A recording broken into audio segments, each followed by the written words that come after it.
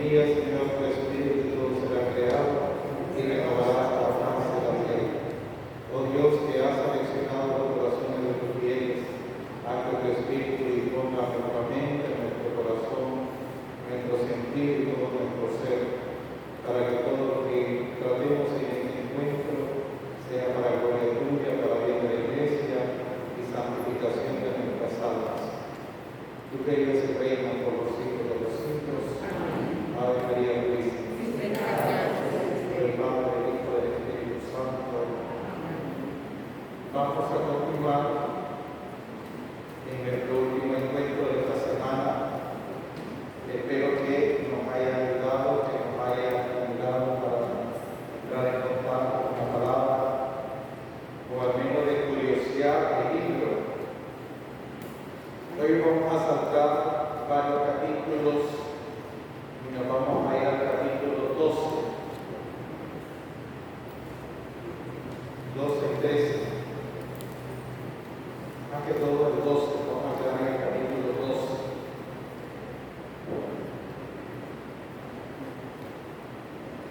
Esta mañana les envié el material del lunes, pero como 11 o 12 me rebotaron.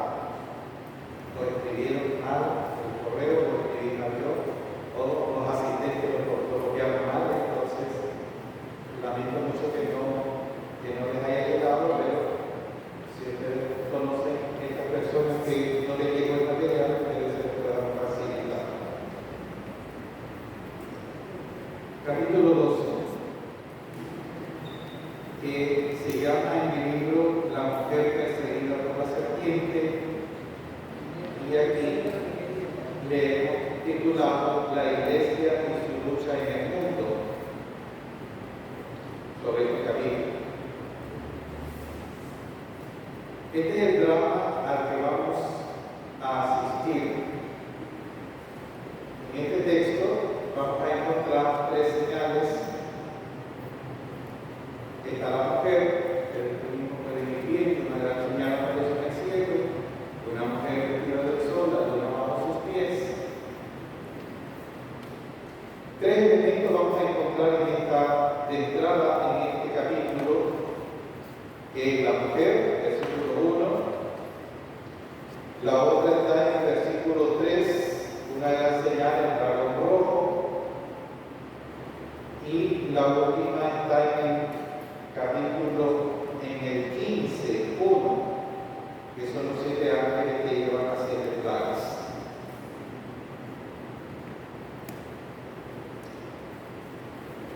Tres grandes señales, grandes en importancia, porque son las que van a marcar un poco el ritmo de este capítulo o de los capítulos siguientes del libro, por lo menos hasta el capítulo 19. Una gran señal aparece en el cielo, versículo 1. Recordemos que el lector, aunque está frente a la comunidad, está en el cielo. Está hablando palabra de Dios. Está revelando el misterio de la trascendencia. Por lo tanto, el signo que va a comunicar es el cielo. Es decir, viene de parte de Dios. Una mujer vestida del sol. Ustedes mismos que viene una mujer vestida del sol, la luna bajo sus pies, una corona de 2 estrellas sobre su cabeza, el versículo 1 y 2. Ese es el primer gran signo. Ya hemos visto el primero, que es fundamental, el simbolismo primero de la mujer. Es el pueblo de Dios, la esposa de Yahvé. La iglesia también es la mujer, es la esposa de Cristo. Por lo tanto, el símbolo que está presente es derivado en toda la Sagrada Escritura. Vestida del sol. ¿Qué quiere decir esto? Vestida en la Sagrada Escritura, vestida en la Biblia, es signo de protección, es símbolo de cariño, de cuidado, de amor. Si ustedes van a Génesis 3:21, cuando el hombre y la mujer han caído en el jardín y se encuentran abandonados y se encuentran desnudos y tienen vergüenza y se esconden de Dios, aparece Dios y con su hoja de higuera les hace un vestido y los viste. El signo de protección de un Dios que no abandona al hombre en su desnudez. Dios viste al hombre y a la mujer en este capítulo 3:21 de Génesis.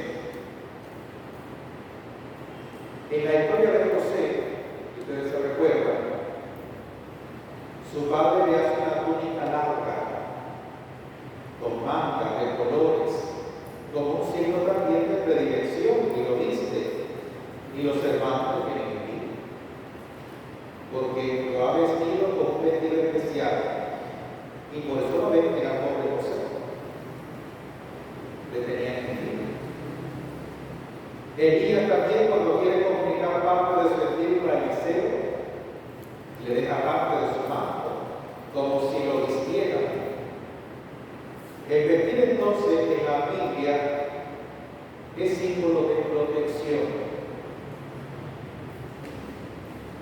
Y explicamos lo de estar vestido, en los capítulos anteriores. Estar vestido es expresar exteriormente el misterio que se lleva adentro. El vestido en el Apocalipsis es la expresión del misterio personal, de tal manera que los demás lo pueden reconocer. La mujer está vestida de sol. ¿Quién la viste? Ya hemos venido hablando de ese sujeto pasivo.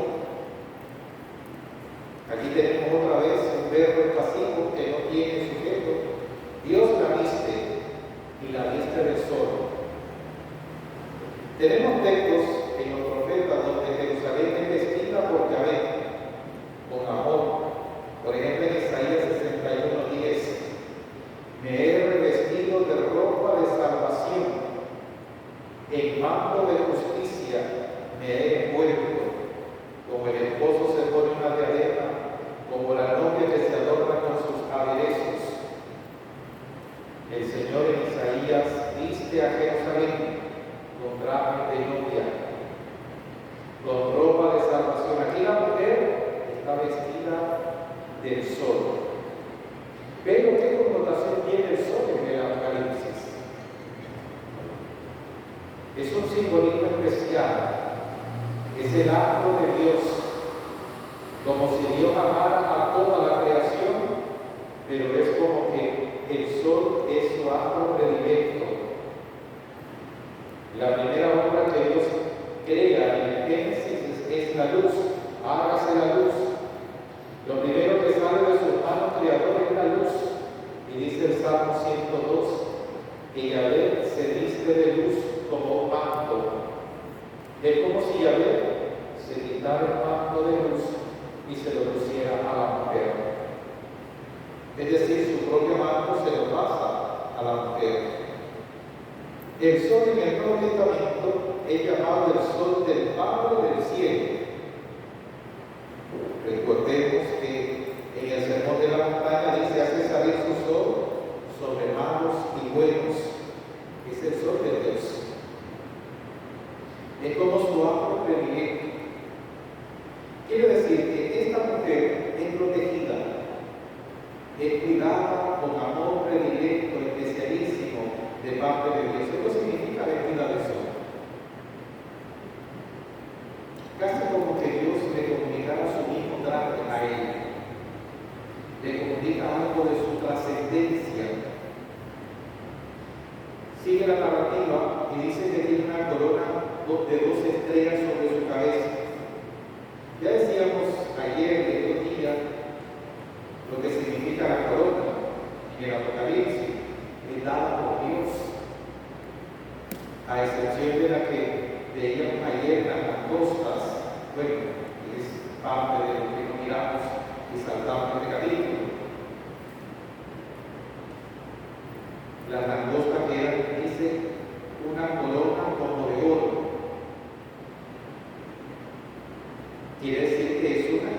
aflicción.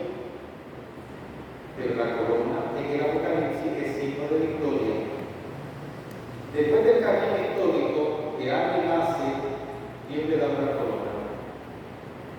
Y aquí la corona de esta mujer son con 12 estrellas. El 12 es el símbolo del pueblo de Dios.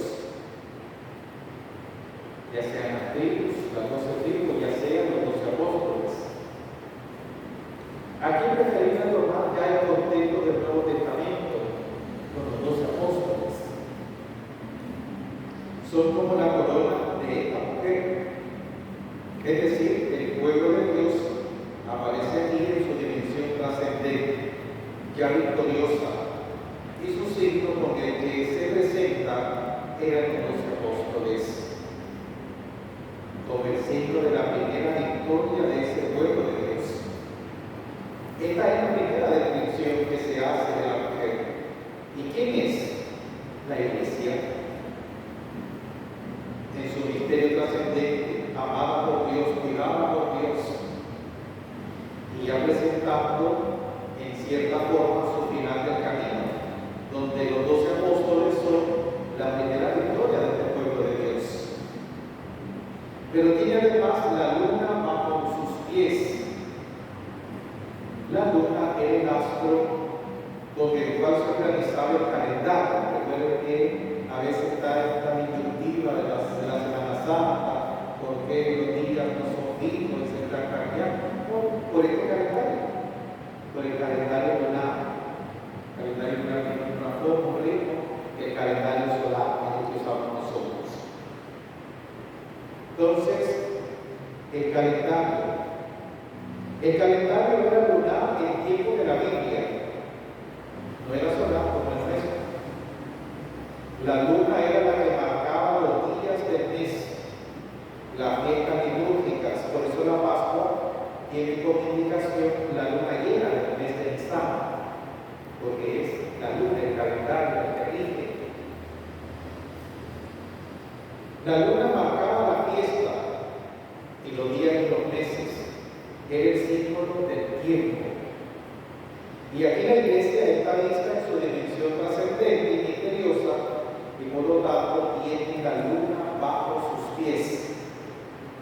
Lo que quiere decir es que la Iglesia está en el tiempo, vive en la historia, camina día a día, pero aunque pasen los días no le afectan.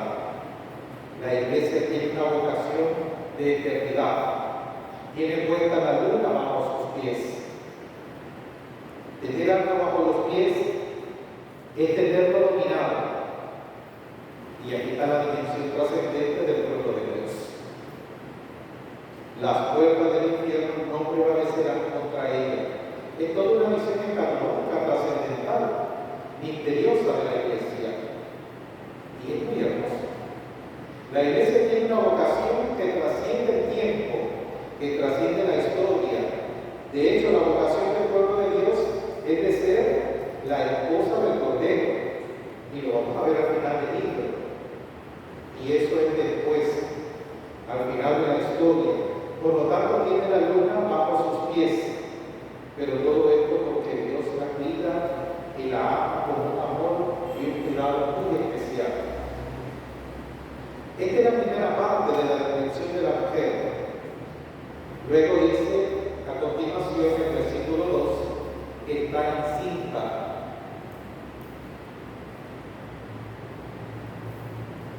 Está encinta. Y grita con los dolores del parto y con el tormento de dar a luz. No es simplemente una mujer embarazada que está esperando que llegue el día del parto, del nacimiento, sino una mujer que está ya en el momento del parto. No espera, está ya en el momento del parto. Está dando a luz. De nuevo aparece el signo de la violencia, de la guerra, de la división, de la muerte. Es un símbolo violento. Si el reino de Dios, como dice el apóstol Pablo, es justicia, paz y gozo, si el reino de Dios es fraternidad y es unión de los hombres entre sí y de los hombres con Dios, ahora pones una señal que es antirreino, un dragón rojo, que quiere decir que encarna todos los valores contrarios al reino de Dios. Si el reino de Dios es un caballo blanco, el antirreino es un dragón rojo. Es una figura monstruosa por todo el simbolismo que tiene. Dice que son 7 cabezas. La cabeza es el símbolo de la decisión. Es un símbolo que de un poco de poder humano. Entonces, en este dragón se concretiza en cierto sentido que el poder humano. Son 7 cabezas. Como para decir, un poco fatalista del autor, el poder o los poderes de Dios son como la compensación de este dragón. Tiene 7 diademas. Fijémonos que no son piedras preciosas como las que miramos en una escotilla, sino la diadema como signo de lujo. Es la riqueza, el lujo, el poder, y además tiene otra característica. Su forma abarca la tercera parte de las estrellas del cielo y las precipitó sobre la tierra. El dragón tiene una fuerza desacralizante o desacralizadora. La estrella, ya dijimos que siempre tiene en el Apocalipsis un simbolismo trascendente y terrenal. Es la iglesia, son los apóstoles. Por lo tanto, cuando dice el versículo 4, su cola arrastra la tercera parte de las estrellas y las precipitó sobre la tierra, el dragón se detuvo delante de la mujer que iba a dar luz para devorar a su hijo en cuanto diera luz. Este dragón tiene también un poder y unas intenciones contrarias a los valores religiosos. Eso significa desacralizante. Todo aquello que suena a sagrado, a religioso, a evangelio, lo destruye. Es un poder antievangelio, antirreligioso.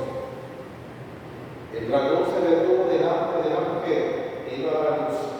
Fijémonos cómo ahora el libro nos plantea la lucha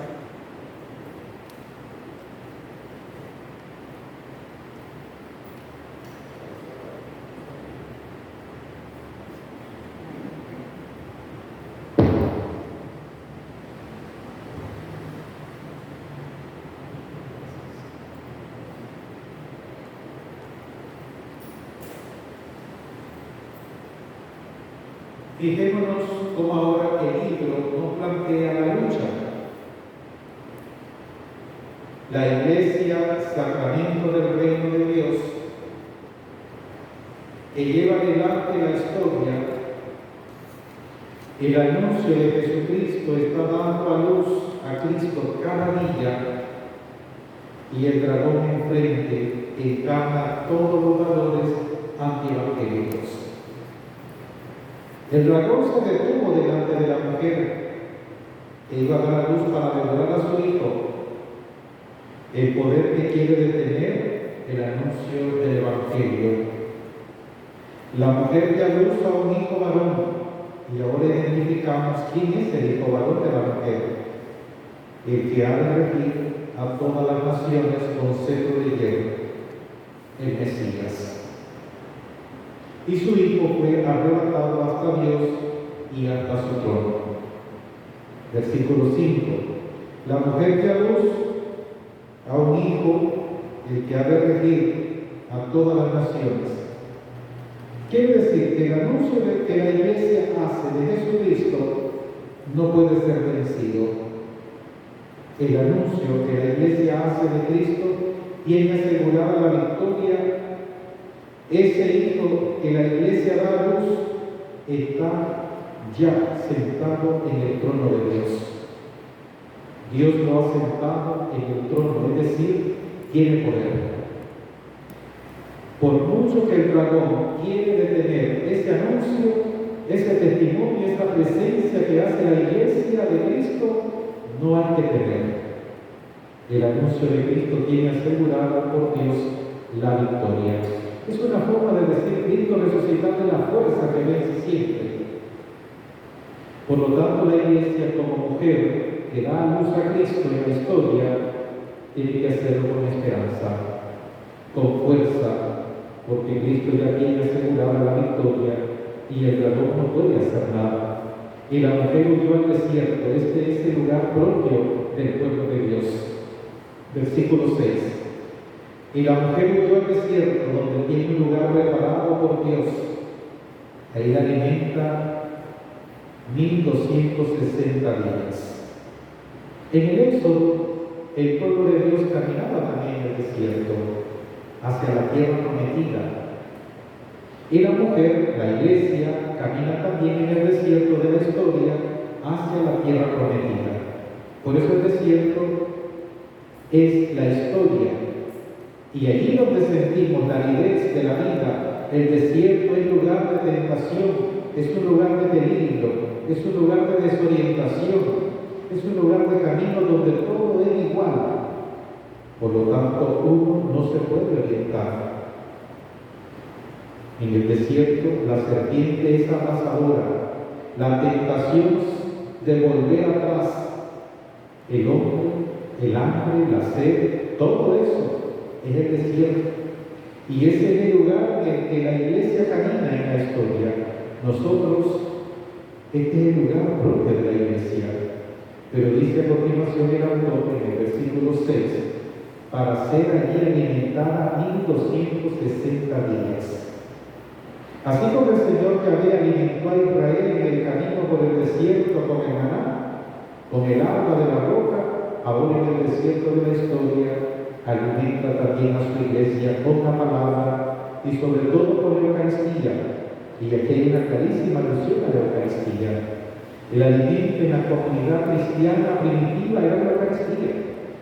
Eso sostiene a la iglesia en el camino del desierto por 1260 días. ¿Qué significan esos 1260 días? Son lo que nos tiene que alimentar el Señor en el desierto. ¿Cuántos años son estos 1260 días? Son 3 años y medio exactos.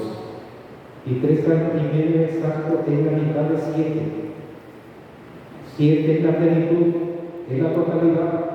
3 años y medio quiere decir el camino del desierto no es la plenitud. No vamos a quedarnos en el desierto, no vamos a morir en el desierto. Es un tiempo para pasarlo. Son solo 3 años y medio. No llegan al 7 de la plenitud. El desierto no es para quedarse, sino para caminar por él. Ahora nos saltamos al versículo 7 al 12. Y después les digo por qué. Pasamos al 13. Cuando el dragón vio y había sido arrojado a la tierra, persiguió a la mujer que había dado a luz al hijo varón. Aunque la mujer está siendo alimentada en el desierto por Dios, el dragón la sigue acechando. Versículo 14. Pero se le dieron a la mujer las 2 alas del águila grande para volar al desierto, a su lugar lejos del dragón, donde tiene que ser alimentada un tiempo y medio tiempo. Esta especie de trabalengua significa por cierto tiempo, para simplificar.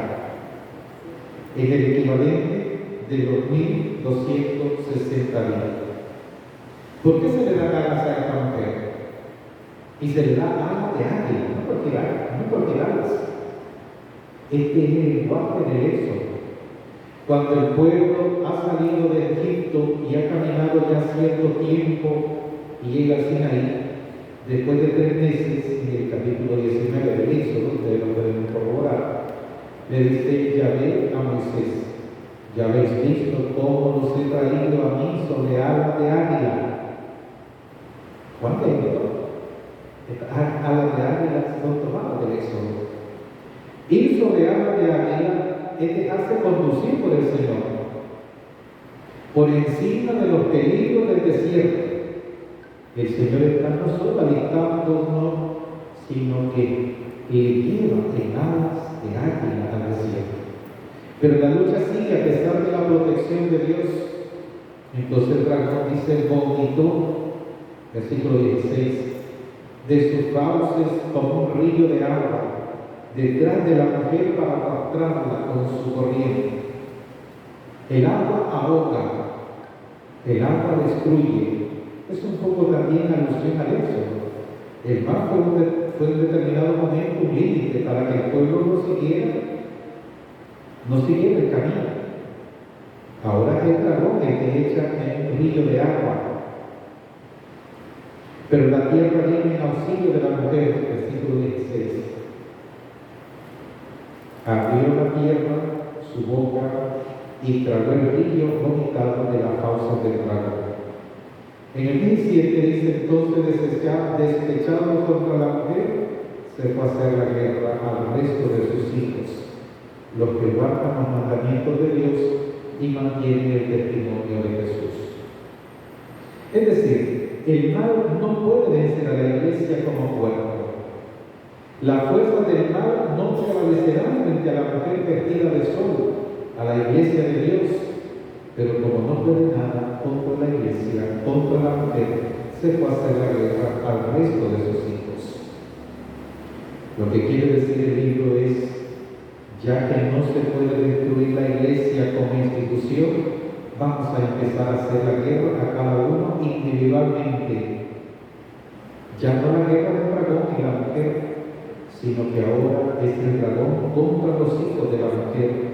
Y la guerra se vuelve ahora individual, porque allí sí pueden ser derrotados. Se puede hacer la guerra al resto de sus hijos. ¿Quiénes son los hijos de la iglesia?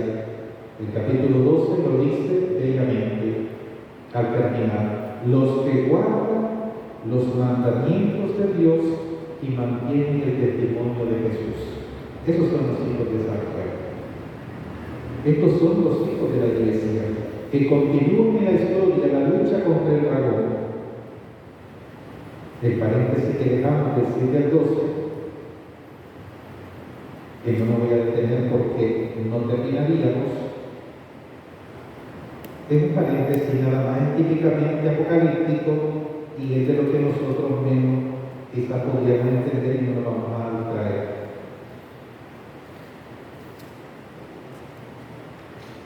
Hasta allí vemos cómo esta mujer y este dragón tienen esa lucha.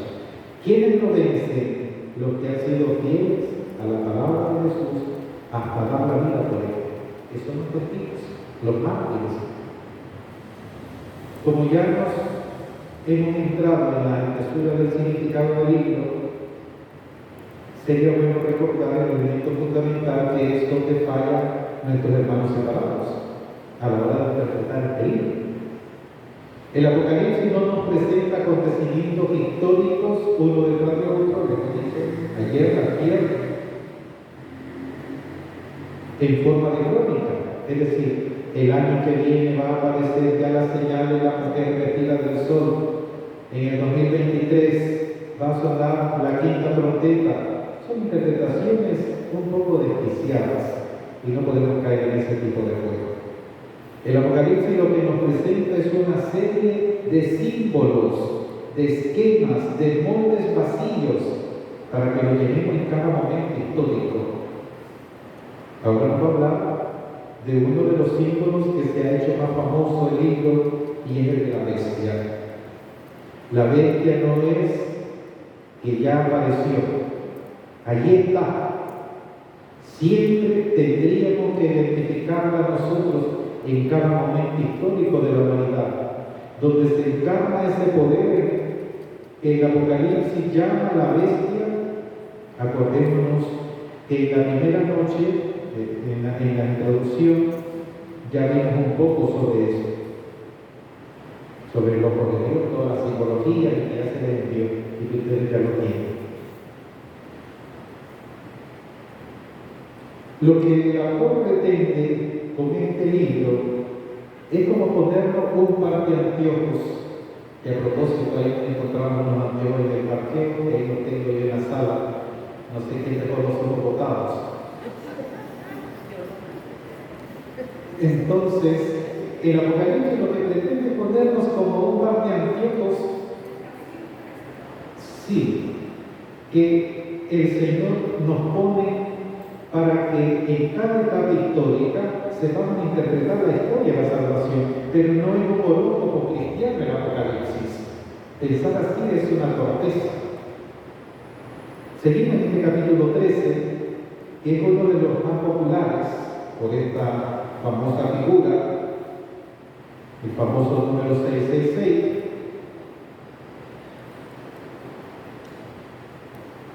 que nuestros hermanos separados dicen el 666 del Armagedón. Ellos dicen, los católicos decimos que los símbolos más importantes del Apocalipsis son Dios sentado en el trono. Eso es lo que decimos nosotros, es lo más importante. El cordero que abre los 7 sellos, el caballo blanco que es Cristo resucitado, que va venciendo, la mujer vestida del sol que es la luz, que da luz a Cristo, que es la iglesia en medio de la historia. Son los símbolos más bellos, llenos de esperanza, que nos estimulan en la vida cristiana. Pero los protestantes explotan una serie de signos para meter miedo, para engañar a la gente, para vivir en tensión en la espera terrorística y el apocalipsis de Jesús. Yo creo que esta semana hemos aprendido algo se nos quedó, y ya no tenemos que tenerle miedo al ir. El capítulo 13 en adelante ya no haremos un análisis minucioso como hemos hecho ahorita. Lo que hemos hecho es brindar unas claves para que se metan en el libro con más seguridad. El capítulo 12 terminaba diciendo que el dragón ahora combate con los hijos de la mujer. El dragón y la mujer son dos símbolos trascendentales: el misterio de la iglesia y el misterio de los valores antirreino de Dios. Y a partir del capítulo 13, la mujer se va a encarnar, se va a hacer presente en la historia de sus hijos, y el dragón se va a hacer presente en los monstruos que el Apocalipsis llama la primera bestia y la segunda bestia. Son como encarnaciones estas manifestaciones del dragón. Ahora es muy sencillo seguir el hilo conductor del libro. La mujer y el dragón nos han planteado el problema. Ahora los hijos de la mujer se van a enfrentar a los hijos del dragón, por decirlo de alguna manera, que van a ser la primera bestia y la segunda bestia. ¿De dónde toma el Apocalipsis el símbolo de la bestia? Del libro de Daniel. En el libro de Daniel, en el capítulo 7, los imperios opresores que destruían a Israel, Daniel los comparaba con una bestia feroz, porque así eran los imperios. Eran destructores, eran sangrientos, eran criminales, eran inhumanos y destruían a los santos del pueblo de Dios. Entonces el libro de Daniel, para animar al pueblo en aquel momento de lucha, decía: imperio tras imperio es una bestia detrás de otra. Eso es lo que decía Daniel. Y de ahí lo tomaron Juan. Un símbolo para hablar de los poderes malignos, violentos, destructores e inhumanos que existen en el mundo de hoy. Vi surgir del mar una bestia que tenía 10 cuernos. Recordemos que el cuerno representa el poder, pero esta bestia no tiene 7, no tiene la plenitud. Como el cordero que tiene la plenitud, esta tiene 10. Aparentemente bastante poder, pero no es la plenitud del poder que tiene el cordero, que tiene 7. Sí tiene 7 cabezas, lo que significa la plenitud del poder terreno, decíamos antes. En sus cuernos, que son una imitación del poder divino, tiene 10 diademas, signo de lujo en sus cabezas, títulos blasfemos, Esto es para indicar que se trata de un poder antirreligioso, idolátrico, que se opone a Dios. Luego viene la descripción tremenda, dura, tomada del libro de Daniel. La bestia se parece a un leopardo, con la violencia que tiene, con las patas de un oso, las fauces de un león, y el dragón le dio su poder y su trono. El gran poderío, y luego sigue la descripción de la bestia. La bestia es todo aquel poder que existe en el mundo, es un molde, y que destruye a los hijos de Dios. Se llama poder militar, se llama dictadura política en un país, se llama tráfico de droga, se llama carrera armamentista, se llama explotación sexual, todo aquello que destruye a la humanidad y en cierta manera se opone al reino de Dios. Eso es la bestia.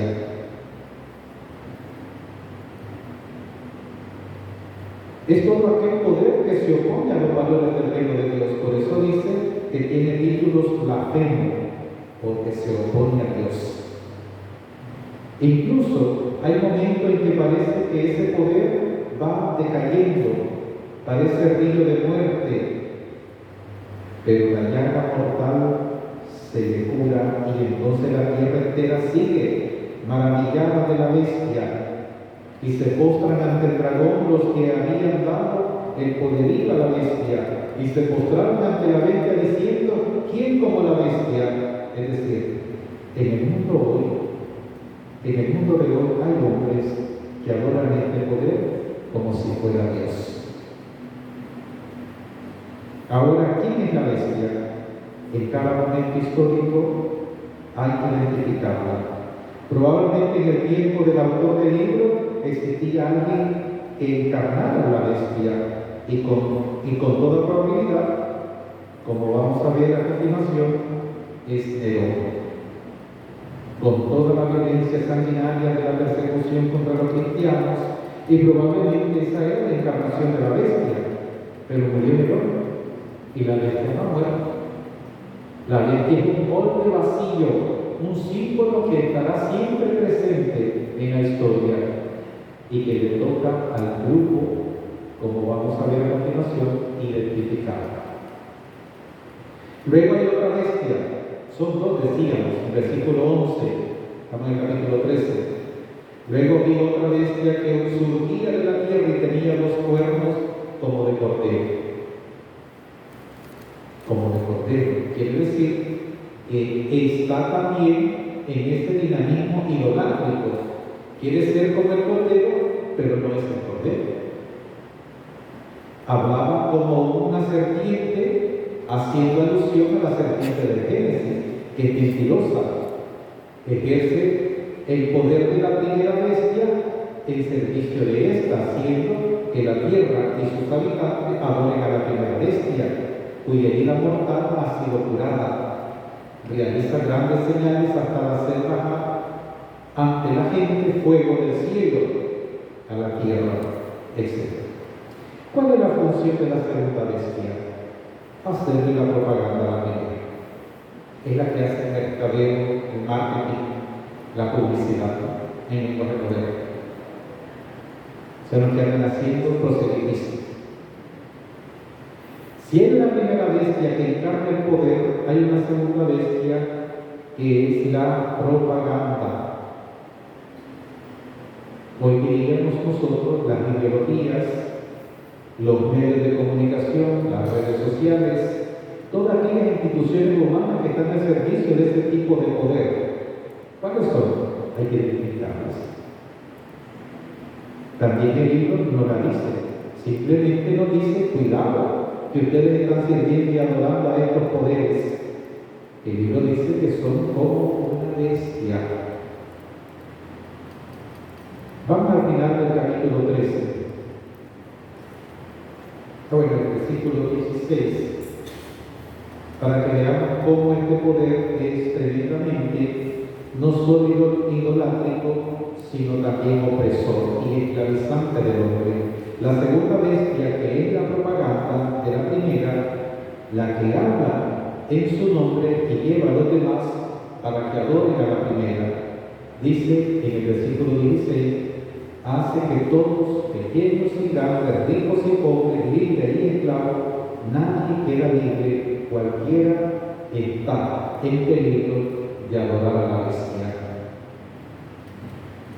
Sea que la marca en la mano derecha o en la frente le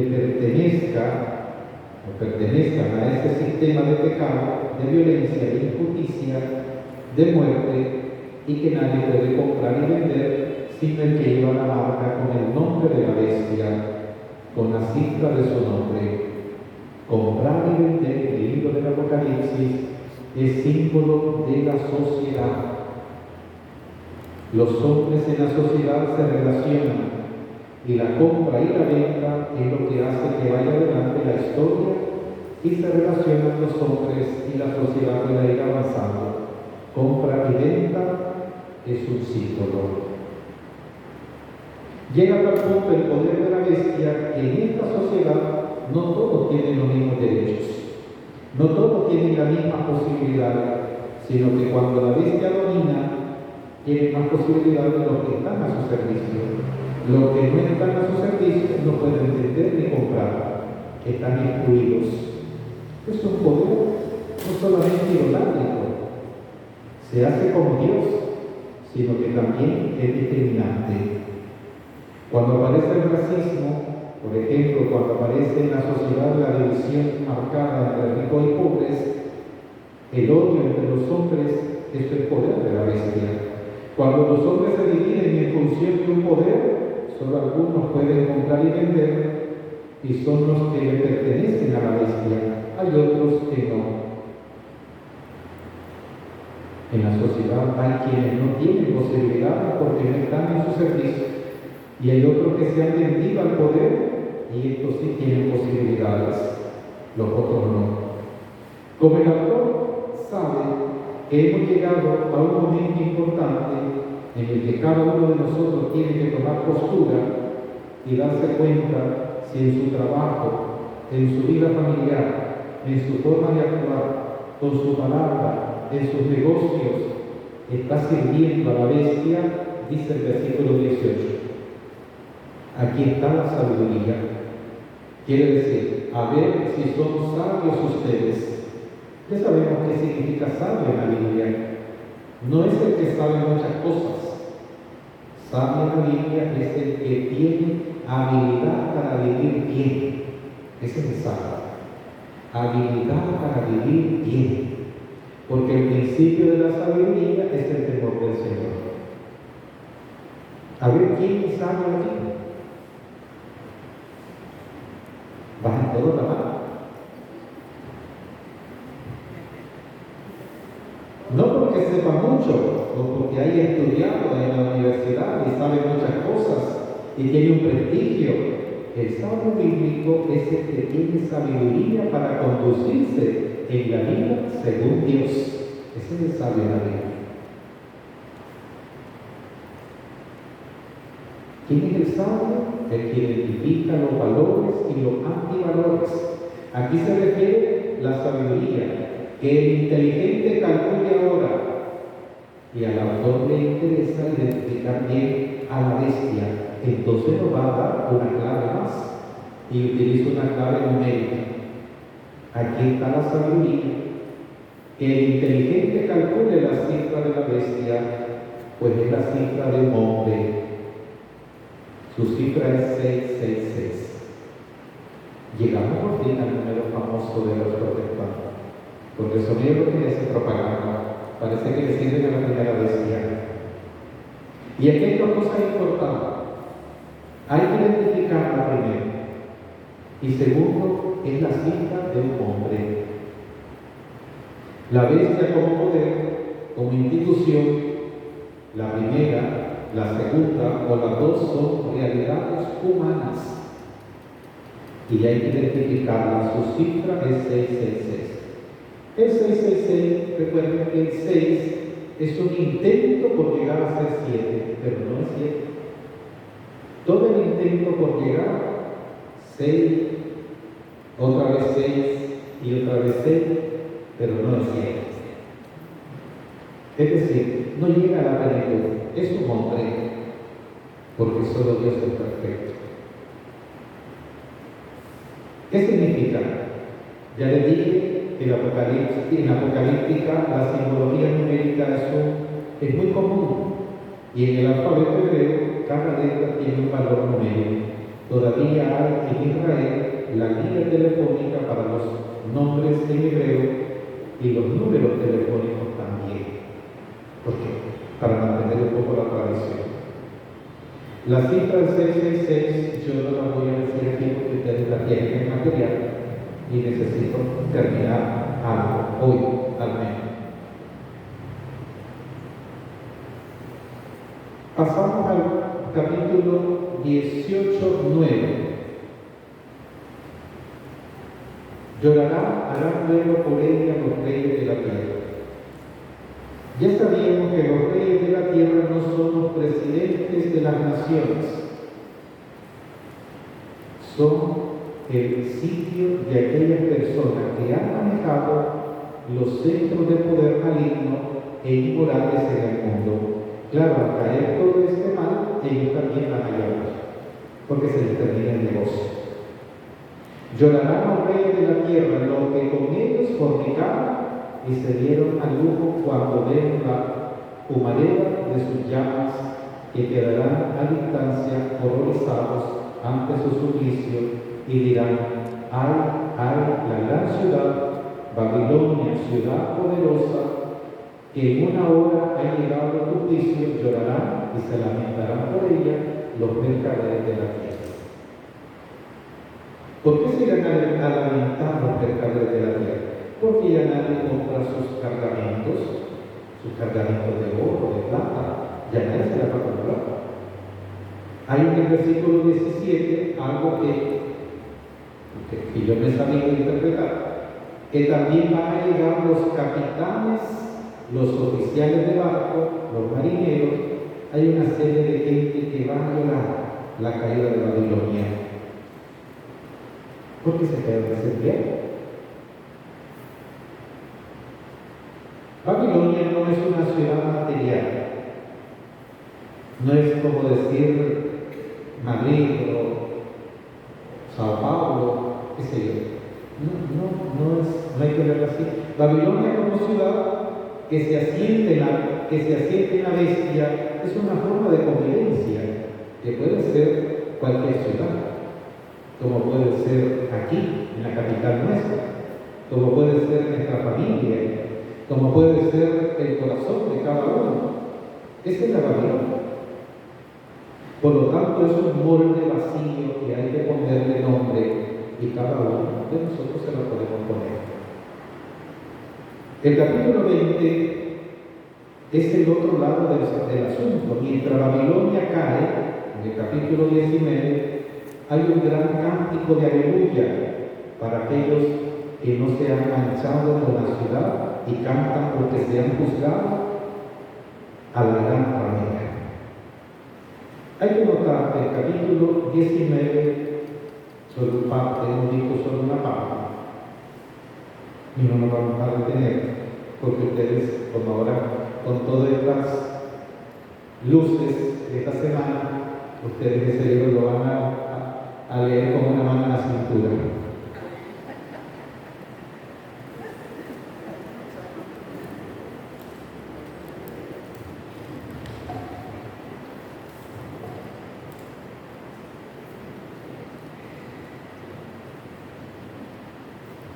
Capítulo 18.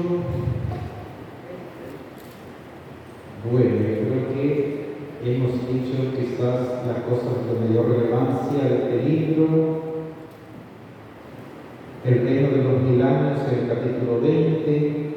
El segundo combate escatológico.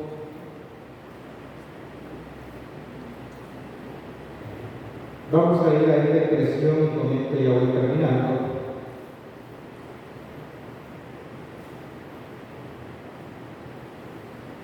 La expresión, porque es muy rica la expresión cielo y tierra, en el calificativo, con el calificativo nuevo, cielo, tierra, cielo nuevo y tierra nueva. Eso es en el lenguaje bíblico de expresión de todo lo que existe, de todo lo creado. Es una figura literaria conocida en la lengua hebrea que se llama merismo. Merismo, M-E-R-I-S-M-O, merismo, en la lengua hebrea. Y que intenta presentar una realidad indicando solo los extremos, el cielo y la tierra, indican todo lo creado. El bien y el mal, la muerte y la vida, es una forma de indicar la totalidad. Cielo y tierra quiere decir aquí todo lo creado, todo lo que ha salido de las manos de Dios creador. Y luego aparece el calificativo nuevo, y ya nos ha aparecido en el Apocalipsis otras veces como el cántico nuevo que se canta en el cielo. Nuevo en el Apocalipsis es un calificativo que hace relación a la resurrección de Cristo. Todo lo que en el Apocalipsis es nuevo es porque ha sido tocado por la Pascua de Cristo. Nuevo no significa simplemente novedoso en el Apocalipsis. Nuevo significa radicalmente nuevo, tocado por la Pascua. Es obra de Cristo resucitado. Por lo tanto, el primer versículo es todo un resumen de lo que vamos a leer después. Vi toda la creación, todo lo que existe, cielo y tierra, nuevos, tocados, renovados, transformados. Recordemos que en el capítulo 19, la única fuerza que se veía en el cielo abierto era la del caballo blanco venciendo. Por lo tanto, todo lo creado aparece ahora transformado por Cristo. Porque el primer cielo y la primera tierra, de la que habla el Génesis, desaparecieron. Y el mar no existe ya. Porque el mar representaba mal. En el capítulo 15 habíamos visto el mar, ya como el cristal transformado por el fuego, cuando empezaba ya la última etapa de la historia de la salvación. Signo del mal, recuerden que la bestia surgía del mar. ¿Por qué el mar es símbolo de lo marino en la Biblia? Probablemente porque los hombres bíblicos, los hebreos, nunca fueron marineros. Nunca tuvieron puertos grandes. Todavía hoy el único puerto famoso es Haifa, y es un puerto mediano. Nunca los hebreos tuvieron puertos que les permitieron surcar los mares, y el mar siempre fue para ellos un enigma, siempre fue para ellos un símbolo del miedo, del temor, del peligro. Por tanto, llegó a ser símbolo del mal. La bestia surge del mar, y aquí el mar ya no es de cristal con fuego, que no está transformado, sino que simplemente el autor afirma que el mar no existe. Todo lo que amenaza la existencia humana, todo aquello que nosotros calificamos de mal, ha desaparecido. En el versículo 2 de la experiencia que ha contado, se agrega otro, y vi de nuevo otra experiencia que el lector le propone a la comunidad. Versículo 2. Y vi la ciudad santa, la nueva Jerusalén, que bajaba del cielo de junto a Dios, engranada como una novia ataviada para el esposo. Hay que notar otra cosa interesante aquí. De ahora en adelante el libro no vuelve a hablar del cielo. Ya desaparece de ahora en adelante esta distancia y esta separación que en capítulos anteriores habíamos visto entre el cielo y la tierra. De ahora en adelante el cielo ya no se menciona, solamente se va a hablar de la Jerusalén nueva, que es como una síntesis del cielo y la tierra. Vamos a asistir a una síntesis entre la trascendencia al mundo de Dios que nos ha acompañado a lo largo del libro y que el autor llama el cielo y la tierra.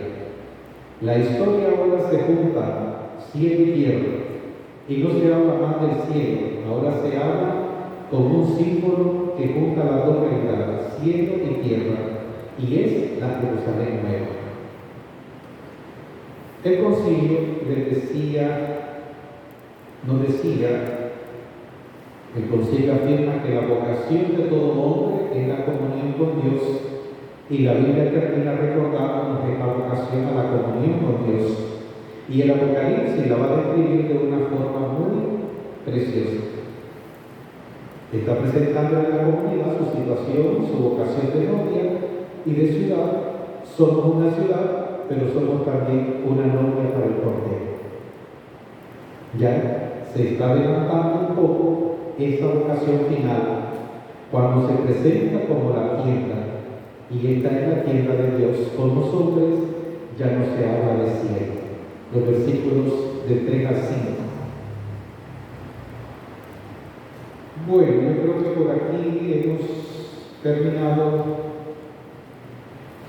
Ya lo que queda es la Jerusalén celestial, mesiánica, y ustedes, como les digo, ahora que ya tienen algunos insumos, perfectamente pueden seguir reflexionando sobre ella, sobre esta palabra, que creo que nos ha ayudado mucho esta semana para quitarnos el estigma y el miedo sobre acercarnos al Apocalipsis.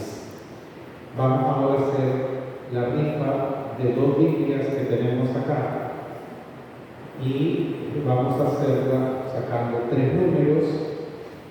El tercer número, el primero, va a ser el que le damos las gracias. El segundo, hay una Biblia chiquita, y el tercer número es una Biblia de Jerusalén actualizada y revisada. Así que vamos a pedirle aquí al más joven o al más viejo que venga a sacar los números.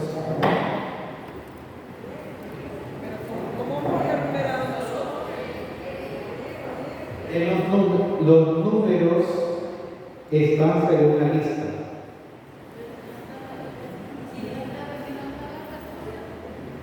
Vamos a sacar 3 números, y el de los 3 números.